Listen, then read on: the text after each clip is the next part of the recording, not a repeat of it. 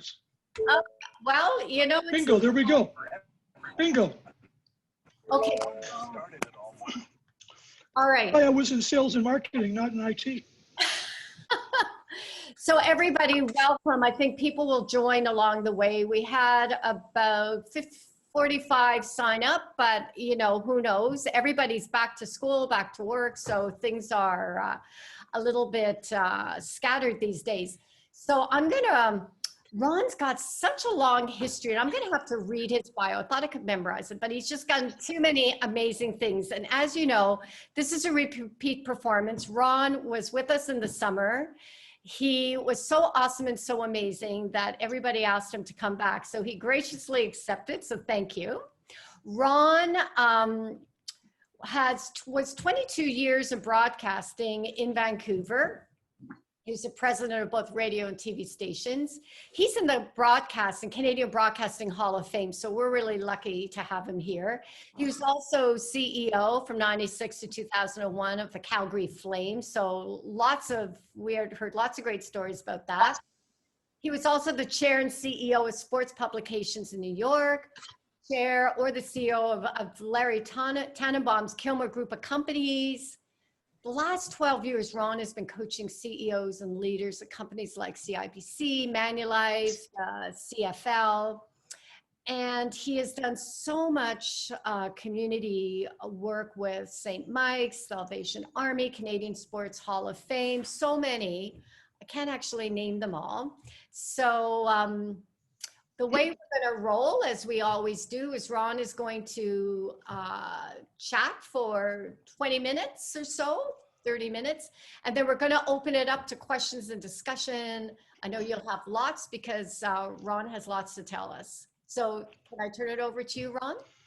Well, good morning. Thank you very much, Deborah, for that wonderful introduction. And those introductions aren't easy because not everybody can read my mother's writing, okay?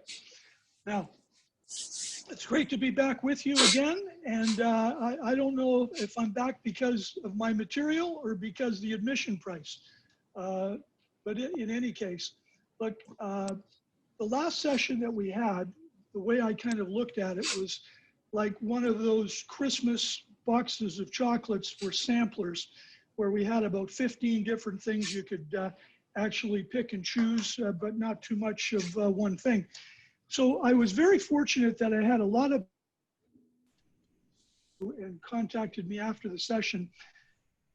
And a number of you asked me to focus on a couple of specific aspects of things that I've kind of brought up tangentially in that last discussion, but people wanted to hear more about a few particular areas. So this morning, what I'm going to do is I'm going to focus on 3 specific areas and spend a little bit of time trying to address any questions or areas of concern you'd like during the rest of the time. But the 3 areas that I want to talk about specifically are, number 1, investing in yourself strategically. And I'm getting a lot of feedback. There's somebody dropping something or doing something. Investing in yourself strategically first. Second, how to handle difficult or necessary discussions. And number 3, basically taking control of your life. So those are 3 areas that I want to talk about. And as I said, a number of people asked me to speak about those particular things a little bit more. And funnily enough, they are probably areas that time and again, when I'm doing executive coaching with CEOs and senior executives across the country, these 3 areas come up over and over again, okay?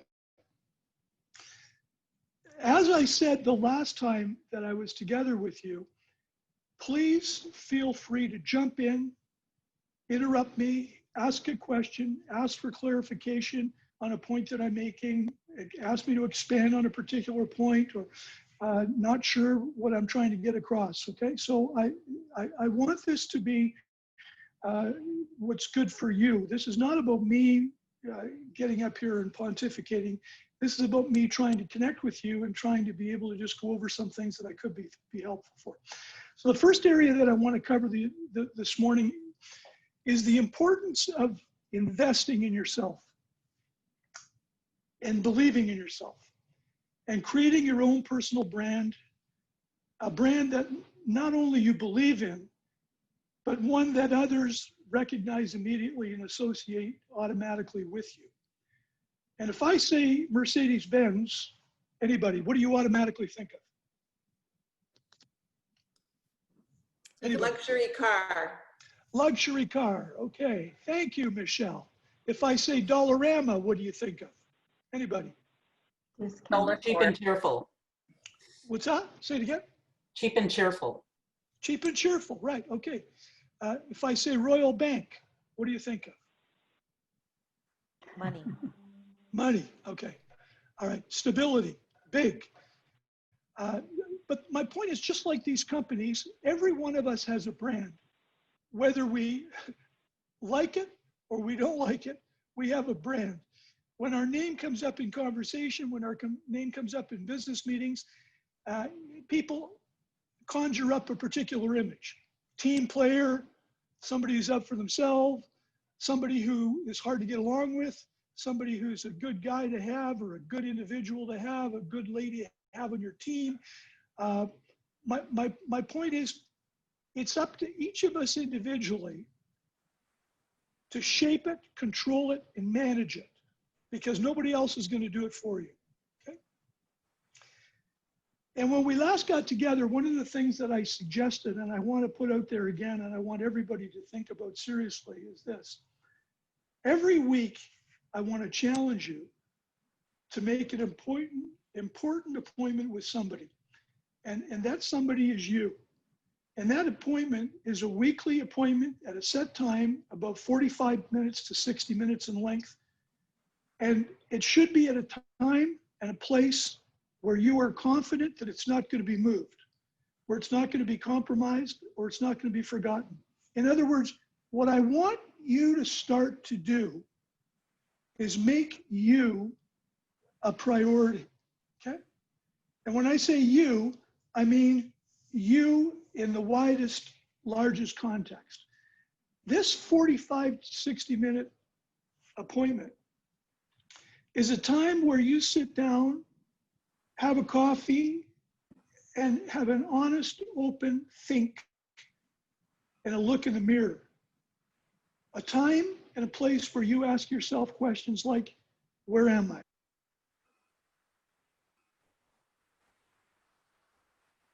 Where am I in my life, my career, in my relationships?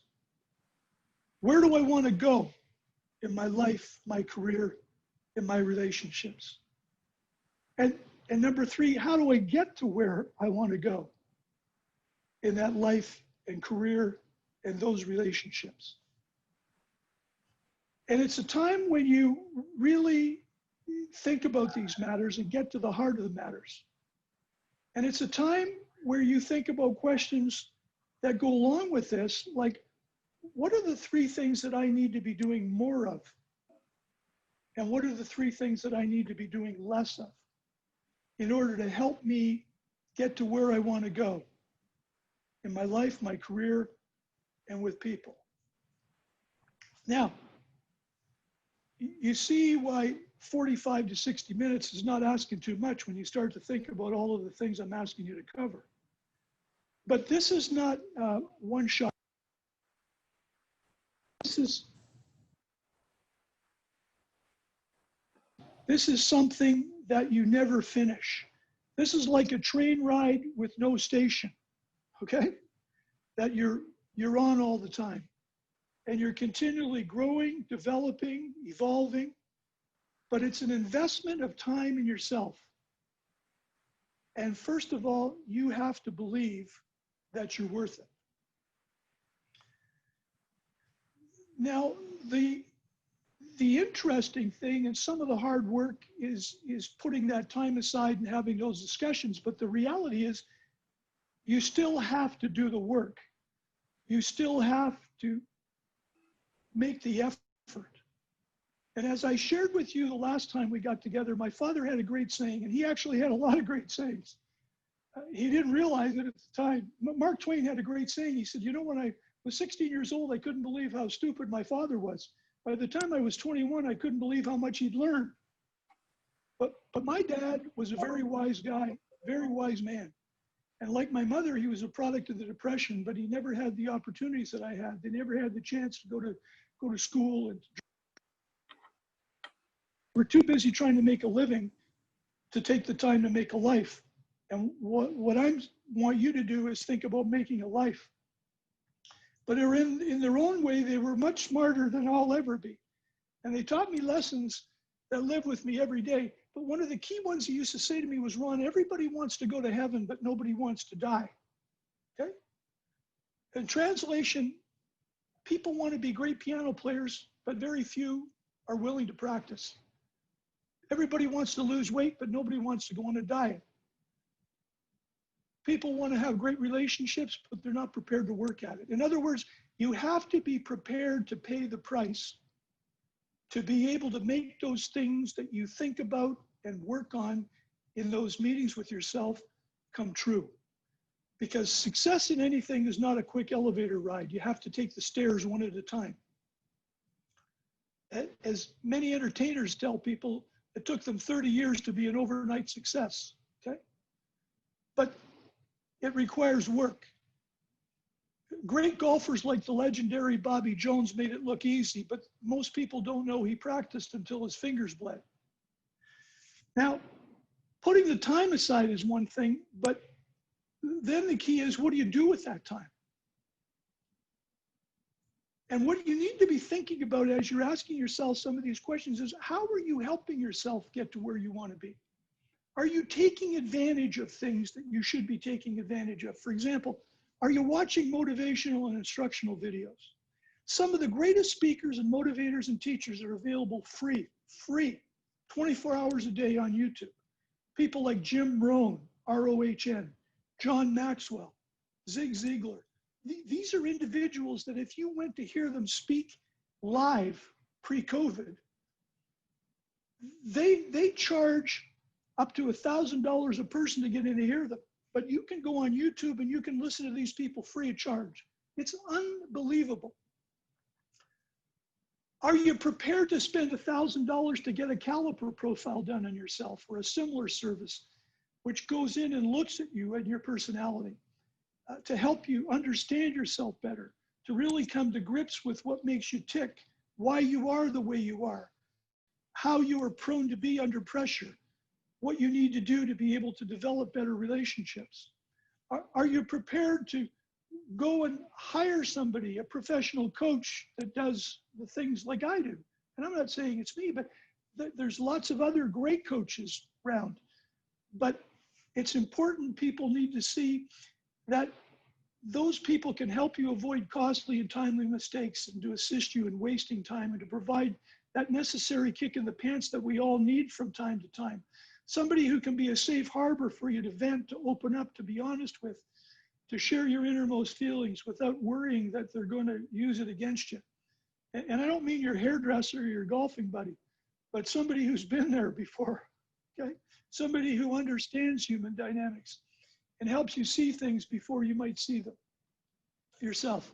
Somebody who's willing to tell you some of the things that you maybe don't want to hear. And I'm going to give you a quick example of that, because when I was writing this out yesterday, some points to go over with you, out of the blue, I get a call from a young guy cold calling me from a company called Monex. And he introduced himself and he said, Mr. Bremner, your name came up in one of our discussions today about your company, Gold Medal Consulting. And I listened for a minute and I said, let me stop you right there. My name didn't come up in your discussions. You don't know anything about my company. What do you know about my company? He said, well, Gold Medal Consulting, you probably, I think you talk to people about minerals and things, right? I said, son, look, I'm going to give you some free advice that normally I charge big money for. You go back, read my website, call me after you've got some information about me. But I said, I want you to think about this. You need to be better prepared when you talk to people. You need to do your homework. You need to do, and I talked to this kid for about 10 or 15 minutes, and my wife was in the background shaking her head. To this young guy's credit, an hour and a half later, he sent me an email, because I said to him, I want you to call me back in 6 months, and I want you to think of all those things that I just asked you to write down, and I want you to tell you how your life's changed. And he sent me a detailed email an hour and a half later saying, thank you very much. You just spent more time with me than all the people that work with me have spent with me in the last 6 months. And he said, I'm going to call you in 6 months and I'm going to tell you all the things that I've done. And I'm going to tell you how I've grown and how I've developed. And I thank you for giving me books to read and people to listen to and things to do. So my point is, you have to pay the price. You have to invest in yourself, time, effort, work, focus. Pre-COVID, preparing to invest in the right wardrobe, to look like success, to send a message to people when you show up. I always looked at people's shoes to see if they took the time to shine them, just to see if they made that little effort. I didn't look for expensive clothes, but I looked for appropriate clothes. And I could tell you, I could write a book on some of the outfits that I've seen worn to interviews, okay? But I also asked my assistant in any major job I had after I was doing interviewing, or the switchboard person, tell me which candidate who came in impressed you the most. Never mind what degree they've got, never mind what school they went to, never mind how many awards they've won. Who was polite? Who showed you respect? Who was kind to the little people? Who went out of their way? Which one of these people took the time to write a note to my assistant to thank them for greeting them properly? Which one of them took the time and made the time and went and wrote me a personal note, handwritten note after the interview to thank me for taking the time to interview them, to acknowledge the time that I put aside for them? Which one of them went the extra mile? Because you see, it's never, ever crowded on the extra mile. Okay? So my point is investing in yourself. You need to be reading, watching, listening, looking for mentors, seeking out mentors, asking for advice. You need to be hungry to get ahead. You have to have a thirst to learn, a thirst to get better. And I say you need to, not have to, because no one has to do anything. But if you want to, then you need to do certain things. And everything in life has a price. So always remember, bottom line on this section, what my dad said, everybody wants to go to heaven, but nobody wants to die. I think you get the picture. Okay? The second area I want to focus on right now is what I call difficult discussions. And this is one which a number of people asked me to elaborate on after our last session. And I'll tell you something, I had a little bit of awakening even in the last 3 or 4 weeks, because for years I've been working with my clients about having difficult discussions. And it suddenly hit me that all these years I've been working with my clients and talking to them and encouraging them and telling them, you have to have these difficult discussions. And what I was really trying to tell them is that these discussions are not just difficult discussions, they're necessary discussions, okay? And the key thing that I want you to think about with all of these kind of difficult but necessary discussions is one simple premise I want you to get in your mind, and when I tell you this, you'll never forget it. These discussions are not like red wine. They don't get better the longer you leave them. And I can guarantee you that, okay? Now, the reason that these discussions in most cases are difficult with people is because they're not sure how the other party is going to receive them. They're worried about how it's going to go. So consequently, what happens is with that colleague that you don't get along with, that you got offside with, you put it off. That discussion with the boss that you really thought you should have when you didn't get that raise that he promised, you just put it off. That discussion that you should have had with your partner when your partner let you down because they didn't take responsibility and didn't keep up their end of the bargain, you put it off. And these discussions get put off, and they get delayed, and they get parked, okay? But what I want you to think about is this. All of those discussions that you know in your heart, and in your head that you need to have and that you should have, until you have them and resolve them and get them over with, they are all sitting on your hard drive, taking up space. And they're taking up important space, and they sit there, and psychologically, they're draining us. We wake up in the middle of the night thinking about that problem we've got with this person. We think about it in the middle of a meeting when we see that person sitting across from us in a meeting that we're on a Zoom call that we know we should say something to, and we don't do it. And those things just linger. And as I said, they might be discussions with a wife, a husband, a partner, a son, a daughter, a father, a mother, a relative, a boss, a fellow worker. They might be something that happened 10 minutes ago, 10 days ago, 10 months ago, or 10 years ago. When I took over BCTV as CEO some years ago in Vancouver, it was evident in the first 5 or 6 weeks that I had a very, very big problem between two senior vice presidents. And they both worked with the company for about 20 years. I called them in one day and I asked one to sit right in front of me to the left and one to the right. And they had no idea what this meeting was about. And as the meeting started, I looked at both of them. I said, "You don't know what we're here for, do you?" And they said, "No." And I said to the fellow on my left, "I want you to turn your chair a quarter of a turn to the left." And he looked at me. And I said to the other fellow, "I want you to turn your chair a quarter turn to the right." And now they were 2 feet away from each other, looking each other right in the eye. And I said to the fellow on my left, "Bill, I want you to tell Tack," who was the fellow on the right, "I want you to tell him the problem you have with him."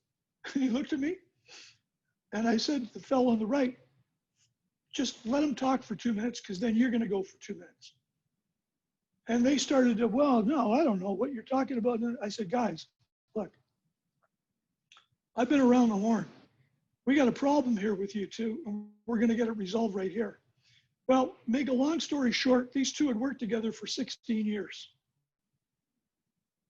They have a problem. They had a problem with each other. It went back so far that neither one of them could remember it, but they both acknowledged that they had a real problem with each other. By the end of a 15-minute meeting, both of them were in tears, hugging each other.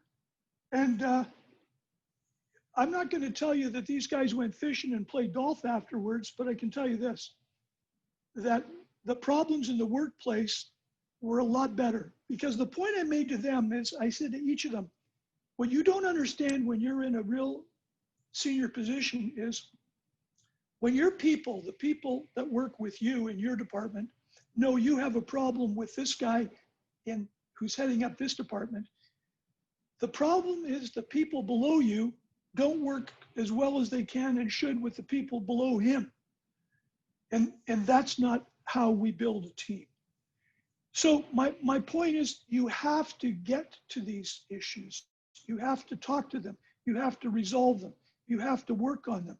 You have to deal with them, okay? You have to deal with them. And there is no easy way, but there is a lot of great material that you can read on how to deal with difficult situations. So my point is this is a very key area that can take a lot of time, a lot of effort, and a lot of energy that you could use for other more productive things. Don't let these unfulfilled, difficult discussions and necessary discussions hold you up any longer. I would like each of you that is on the call today to think about and write down 2 difficult but necessary discussions you need to have in your life. And I would like you to start working on it, a plan to have those discussions and to be able to deal with them. And I'm going to give you the 4 words that you're going to start with when you deal with any discussion like this. And the 4 words are, I need your help. I need your help. I feel like we have a problem. I need your help. As soon as you ask people for their help, you go from being confrontational to someone who's looking for a little bit of assistance and guidance, and it works. So I'm going to leave that area with you, but that's a key area that I want you to think about and work on. As I said at the outset, all of these areas are things that we could spend weeks on, okay? And when you're in a coaching situation with people, we sometimes spend months dealing with particular difficult discussions, decisions, and difficult people. But this is an area that I want you to think about, I want you to focus on, and I want you to really come to grips with in your life. The last area before we go into questions that I want you to think about is this. I want you to think about taking control of your life and being proactive in your life rather than reactive. And the analogy that I want to use, the picture that I want you to get in your head is this. Every day, the one thing that we have control of is our attitude. It's the one thing that we have the ability to be able to control is our attitude. And one of the things that somebody taught me many, many years ago is your attitude in many cases determines your altitude. People want to be around positive people. People want to be around people who lift them up rather than beat them down. There are so many other negative things going on in the world and going on around us. But it's your attitude, you know, and that's what you need to think about. I feel bad today because I'm not more dressed up, but I've had a situation at our home in the last week where our dog, who is my best buddy in the world, had to have a cancer operation to remove a tumor. So I've spent the last 5 nights sleeping on an air mattress in the living room with him, trying to keep his attitude up, trying to keep him positive, and trying to keep him as comfortable as he can be. Attitude is so important, okay? The picture I want you to get in your head about controlling this, though, is very important. And I want you to close your eyes for a second, because here's the picture I want you to think about every day. You're standing at a street corner, and it's your start of the day. And there's a bus coming along, and you're at the bus stop. But the bus doesn't say Bloor Street or Davenport or Bay Street or Avenue Road. The bus says Jim's life, Judy's life, Michelle's life, Tony's life. Whatever your name is on the front of that bus.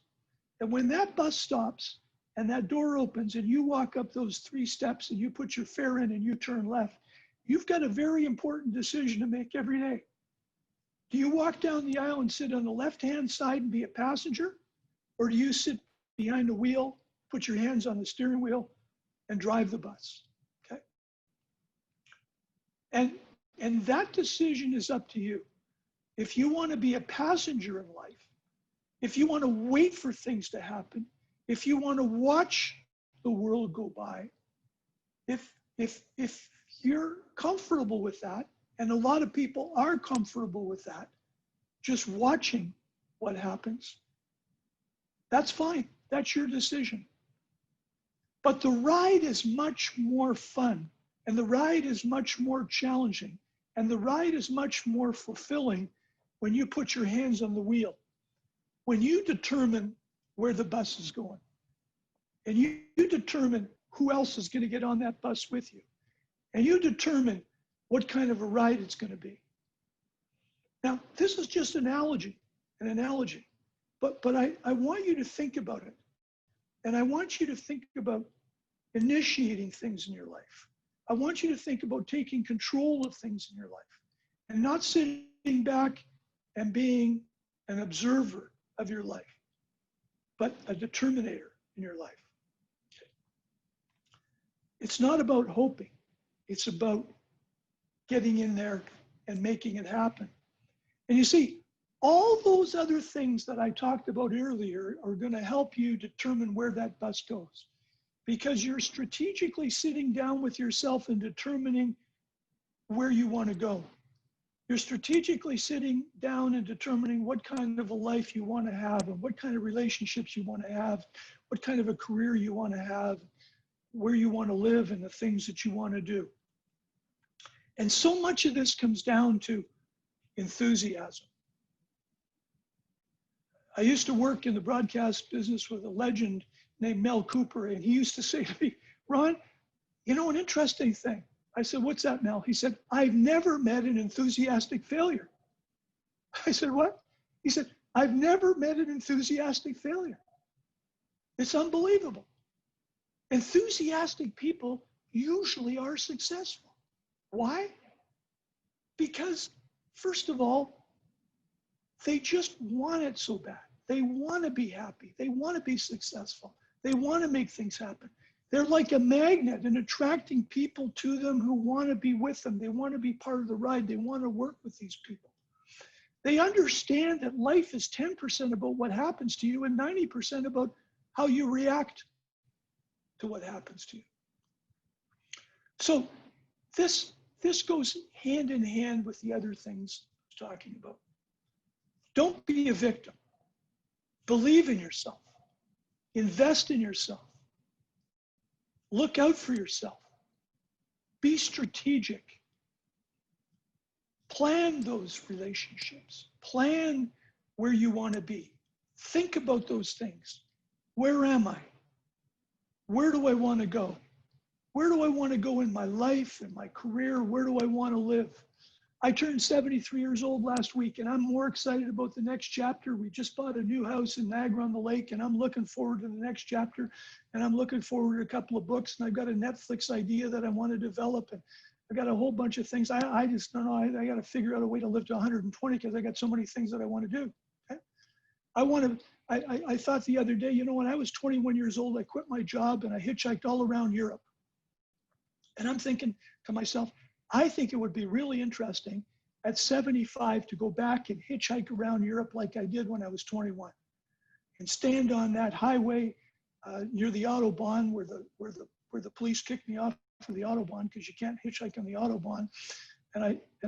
So I stuck up my thumb on a smaller road and I went, instead of going to Berlin, I went to Switzerland that day. Okay, and hitchhiking like I did through the desert in Turkey, from Istanbul down to Athens by myself, and up through the mountains, walking through the mountains of Greece by myself and doing these things. And it was phenomenal, and talking to people. And I was speaking to people. And one of my most vivid memories was getting dropped off by a truck in the middle of the desert at a Fina gas station. And I'll never forget it. There was about 100 truckers in there having breakfast, and I couldn't speak a word of Turkish, and nobody could speak a word of English. And my most vivid memory was trying to order an omelet. And I tried to say the word omelet in every way I could think of, so that the waitress at that little station, I said omelette, omelette-y, omeletta, omelette, anything. And finally I got up on a chair in the middle of this restaurant with 100 truck drivers there. I didn't know if they're going to kill me. I stood up on a chair and I started crowing like a rooster. And all of a sudden she broke into a big smile. She said, ah. And I could tell she knew I wanted an omelet. Okay. Anyway, I'm saying, plan what you want to do. Believe in yourself. Get excited about life. Have those difficult discussions. Get them out of the way and move on. You can't live in the past. You've got to live in the future. Okay, so those are the three things that I wanted to talk about today, right? Specifically about strategic planning, about your life, understanding that you need to have those meetings with yourself once a week to be able to get yourself on track. Number two, having those difficult discussions with people to get rid of that dead space on your hard drive. And always remember, when you hold a grudge with people, it's like letting somebody live inside your head rent-free. Okay? Holding a grudge is letting somebody live inside your head rent-free. Okay? And the third thing is take control and drive the bus. Don't be a passenger, right? Now, let's go to your questions. Clarification, questions, tell me. Yeah, so what I'd like to just to do some administration, so somebody can start the questions, and then if you could just put your question in the chat just so we can get you in the right order so you're not all asking at once. So who wants to start off? Who's the brave soul who will start off? Not everybody at once, please. Yes. Michelle, do you want to, oh, I was going to call on you, Michelle, because you know Ron so well, but Tina's put up her hand, so that's great. Thank Good you. morning. So, as always, I've morning. taken a ton of notes, Ron, and I always get something new from our conversation. So thank you again for this morning.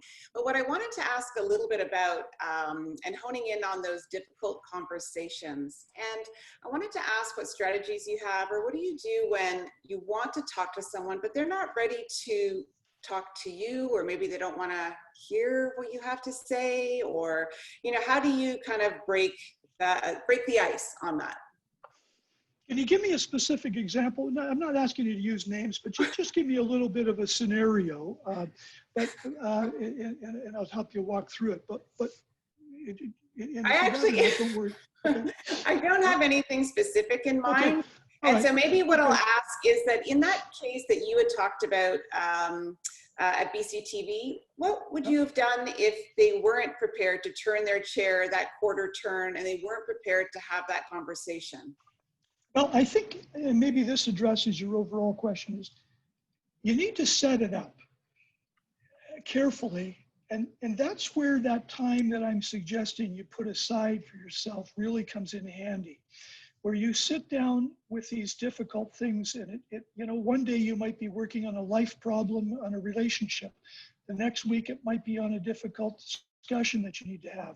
The next week it might be on how do I go in and get that raise from the boss, or where do I want to live, or how am I going to do this and have this discussion with my son that I've got a problem with, or whatever it is.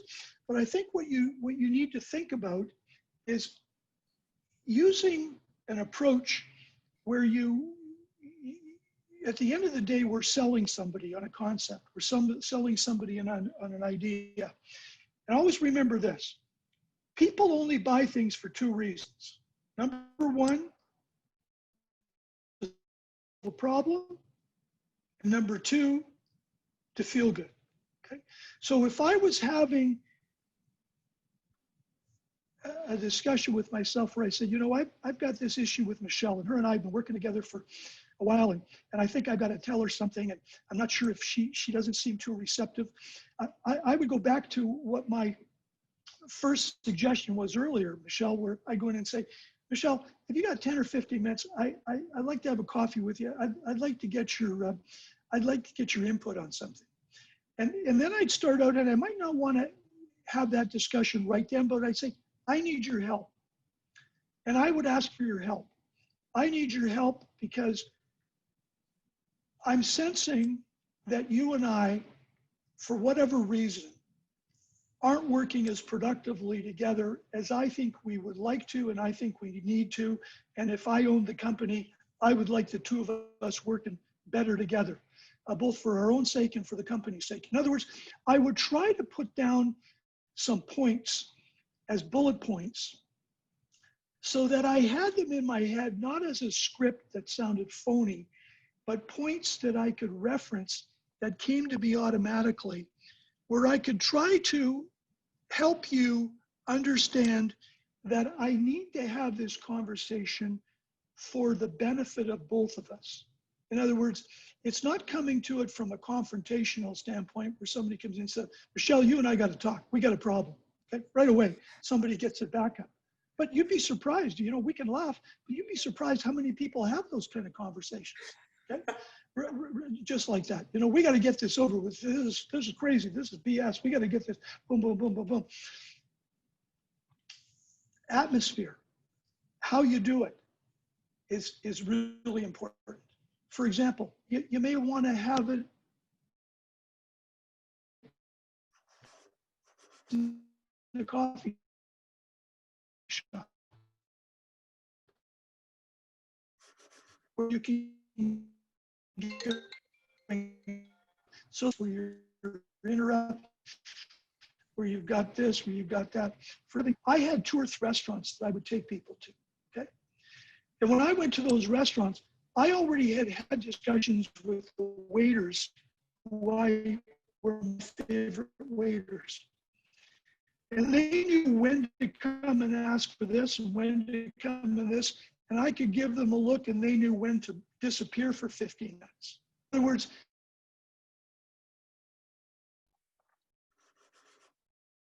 see Ron, and you're cutting out understand where a you little want to. bit. Can you hear me now?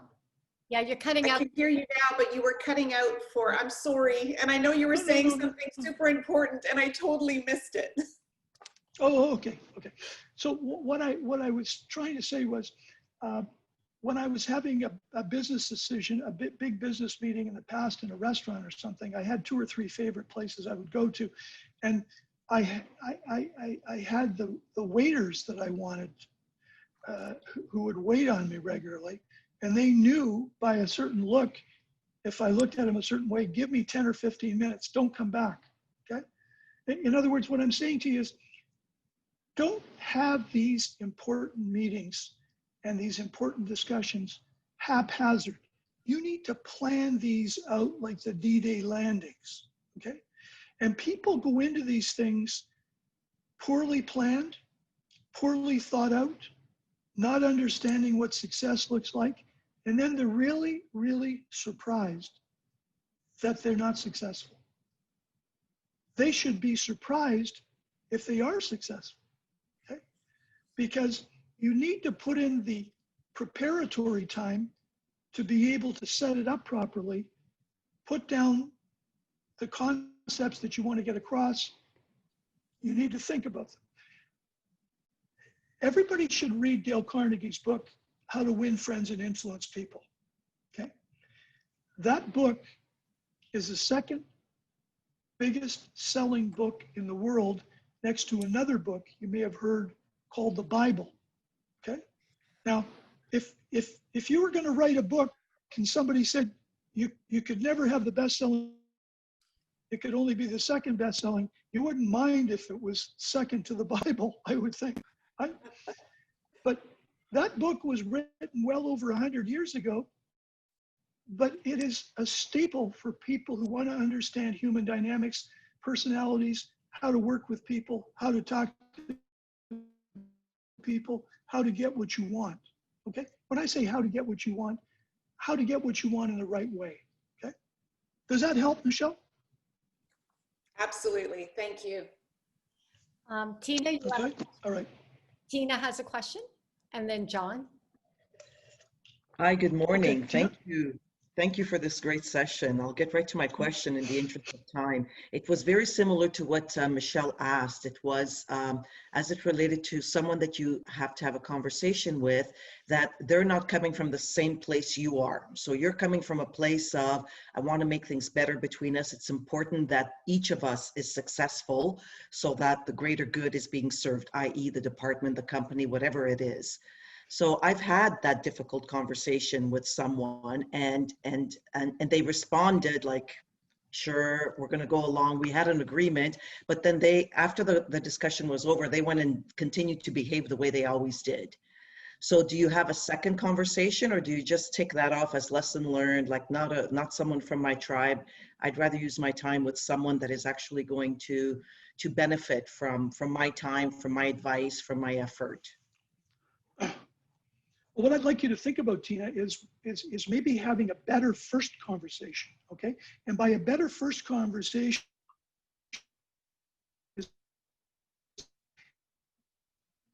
when you're wrapping up that, the two of you, can you hear me now? Yeah, I can hear you now. Okay. What I suggest you do at the end of that first conversation is you take the time to review exactly what you discussed and review. And then you say, if it's you and I say, Losing you again. first of all, I want to thank you for this time.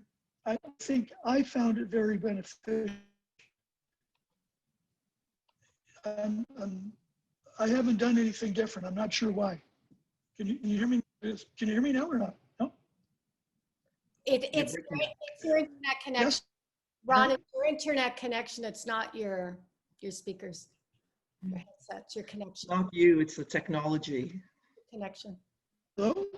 Okay, you're Hello? back. Okay. You can't. No, it's your internet. Okay. I don't know why it's going, so I'm not doing anything different. Well, Oh, we lost him. oh, we lost them altogether. All right. Let me You call. Deborah, you popped up in Ron's tile, so now you can finish. There it is. I hear it now. Oh, there he is. Ron, Can you hear me now or not? Ron, Okay. Yes, I'm here. it might help you if you turn your video off. Good Can idea. you hear me now, Tina? Yeah, I can hear you. Ron, if you go off your video, it might help your internet connection. Turn the video off. Yeah. Okay, can you hear me now? Everybody? We can hear you. Stop video. If you can do it, Better? helpful. Okay. Can you see the button for that? Can you hear me now? Yep. Yeah, I hit it. Okay. Why don't you just keep going? Video off. Okay. But can you, Tina?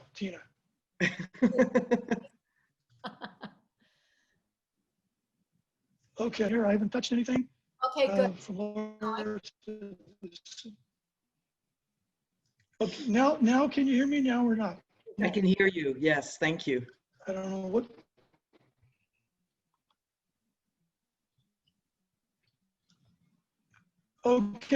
Okay. So, Tina, what you have decided you want to do. You can hear me. No, we can't hear you, Ron. You can hear me. I'm sorry. Ron, can you get closer to your modem? Yeah, no, I'm just, everything is fine. Okay, just keep going. We'll try hard. Okay, well, I'm pushing every button I can to Oh, now you're try good. here. You're good now. Switch camera. You're Now you got it? You're good Okay, now. all right. Okay, so Tina, what I was saying was the important thing is at the end of the first meeting, you have to review with them exactly what you discussed, okay? And exactly what you have agreed that you want to be able to accomplish here. So in other words, if it's you and I'm saying, okay, Tina, first of all, I want to thank you for the time that you put aside. I think this has been very productive. Moving forward, how do we make sure that we keep this the way we're feeling right now? And you sit down and put down some criterias. So let's check in every 2 weeks or every week for the first while to make sure we're still on track. Okay. The one question I always used to like people to encourage people to ask too is this: if it was you and I having this, if you owned this company, you want you and I to work together. If you were running this and owned this company, how would you want Tina and Ron to work productively and positively for the best result for your company? We owe that to the company. And so discussion here today about how we're going to work together in the future. Let's get back together in a week, see how we're still feeling about this. And then when I go back to my office, you know what the first thing I'm going to do, Tina? A personal handwritten note that I'm going to drop on your desk in the morning that's going to say, thank you very much for taking the time, making the effort, and discussing our situation together. I really found it helpful and productive, and I'm really looking forward to working with you in the future in a more positive and productive manner. Does that make sense? Thank you. Yeah. Does that help? This was just a bit of background. This was a conversation from 6 years ago, and I followed pretty much what you're sharing with us, but I didn't do the personal follow-up note. And you know what, Ron? This person every Christmas would get me just a small box of chocolates and a handwritten note. There you go. kind of say happy holidays. So that's probably where it probably would have had a bigger impact if I had done that last step that you mentioned, because everything else I pretty much did, but we were never able to, we were both always guarded. Well, one of the Me things as- that I want to encourage everybody is this: relationships are made from the heart, not from the head in most cases, from a lasting standpoint. Okay, but read the Dale Carnegie book. Read about building relationships. Do little things. The other thing, Tina, that I want to encourage you, which is critical in these things, is when you're working with somebody that you're trying to get this working better, catch them doing little things right. Leave them a voicemail. Emily, I really notice you trying, and I really can't tell you how much I appreciate it, okay? Write a note, write an email. Catch them doing little things. Don't wait for big events. Don't wait for 6 months. Have a scoreboard that you are constantly referring to and build them up and let them know when you see them trying. Let them know when you see them doing something good. It's like a kid. If you've got a child who's struggling with French and they're getting 46% and you give them a tutor, you don't wait until they're getting 95 on a test before you encourage them. If they go from 46 to 48, take them for an ice cream cone. If they get to 60, make a big deal of it. You get to 65, you know what I'm saying? Is look for incremental increases, look for positivity, look for the attitude. And if you can change their feeling about how, it's amazing how you can get better what. Yeah. Make sense? Thank you. Thank you so Sorry, much. Yeah, Deborah. that makes a lot of sense.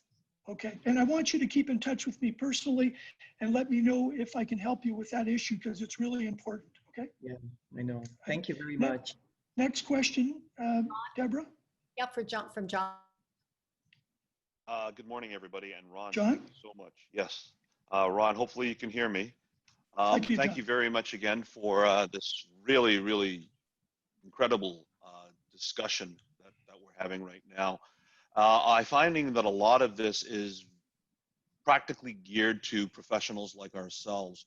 But I'm wondering, especially in light of the fact that you're moving into the next phase of your life, and just recently when you were answering Tina's question, you were talking about children. I'm wondering, how would you encapsulate your 3 lessons, if you will, and talk to your own 10-year-old self? What would you tell your 10-year-old self they should be doing to set themselves up correctly for the things that they want to be able to accomplish in their lives in this fashion? What I tell young people is the following, John. And I work with young executives that are fast-tracked for big jobs, but I tell them the following. The more successful you become, promotions you get, the more you get recognized as a company and keep advancing up the ladder. The interesting thing is this: if you came into the company and work in high tech, or if you work in sales and marketing, or if you work in finance, the further you go along and the further you go up in the company, further you actually get away from what brought you in. Because as you move up and as you move along, more and more of what your issues are and your problems and your challenges are people related. And you can ask somebody like Michelle, who asked one of the first questions, and Michelle's an HR specialist that I've worked with on different projects over the years, and privileged to have worked with her in different situations. And she'll tell you too, as others will, that it's not how smart people are with respect to the skill set of their area in most cases where they trip up. It's their inability to be able to get along with people, to be able to motivate people, to connect with people, to be able to really touch people in a certain way that really brings them closer together, to be able to really make an impact with people. I can tell you in my career, I've been very, very fortunate. Beat every budget we ever had and every job and every year and everything. I can't remember one budget, John. But what I remember is getting a phone call 12 years after I left BCTV from the night watch me and left me a voicemail because I used to drop off Timbits from time to time for him and the crew, and notes and letters from people where we connected in a certain way and where we had a special kind of relationship. So I encourage young people to spend more time learning and understanding about people, how to work with people, how to understand people, how to connect with people, the importance of people, the importance of the concept which a lot of top people never get, which is the fact that the best way to put it is none of us is as smart as all of us.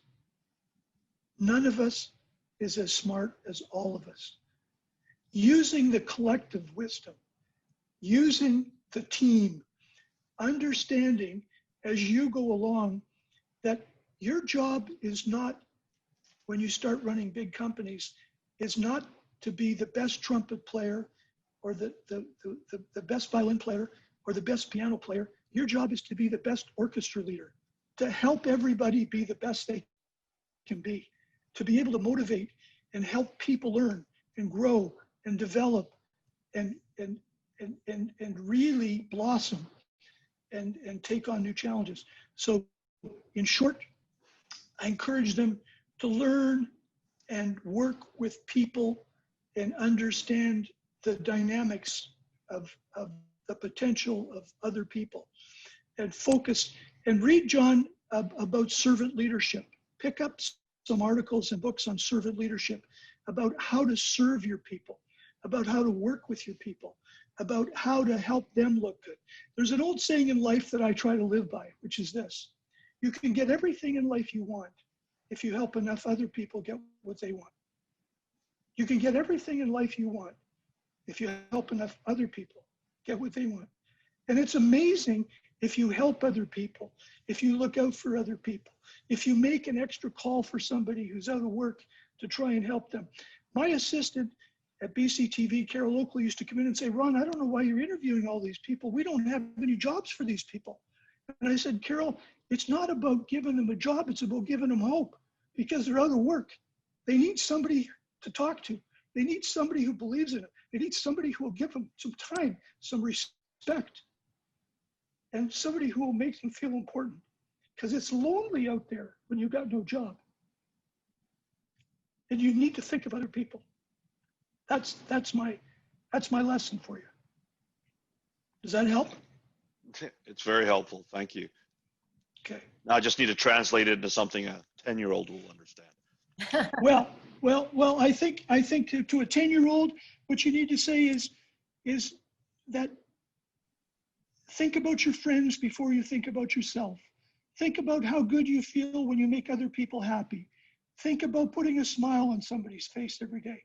And what I always try to think about, what my dad used to say to me is this: no matter how successful you are, no matter how much money you make, can you make people feel better at the end of every day? Can you go through a day having given somebody some hope? Can you given somebody, and I always remember him and I walking up the street on Kenilworth Avenue in Hamilton, and we walked by Tom Shirelli's fruit stand. And he stopped and he said to the guy, boy, that's a beautiful display you've got. What a beautiful display. And I look back as a 7-year-old, and I can always remember this guy stood taller, looked taller, and walked taller after getting a compliment. Thank you. Thank you. That's very insightful and very true. Appreciate it. All right. So Ron, One more question. Okay. We're done? 30. So if anybody has a question and others want to stay around, which I'm sure if you do, we can take another question if someone has one.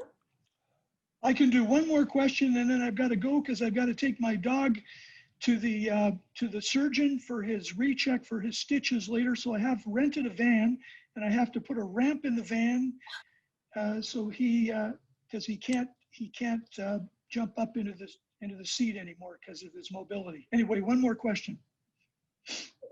Who's got one question? Who's got a question? I'm sure there's Anybody got an answer? no questions. I know there are questions. Nobody wants to ask. I'm gonna leave you with one thing. If you found this helpful, put something on LinkedIn and let them know, because that helps me. Okay. And I appreciate it. I love working with all of you. My email is gold.medal, just like the Olympics, gold.medal@simpatico.ca. As I said before, if you've got a problem or an issue, send me a note if I can help you. There's no charge. That's part of my payback for getting the opportunity to meet nice people and to try and help people in life. The other thing I want to let you all know that this has been recorded, so I'm going to share the recording on LinkedIn. It would be great if you would do a reshare of the recording.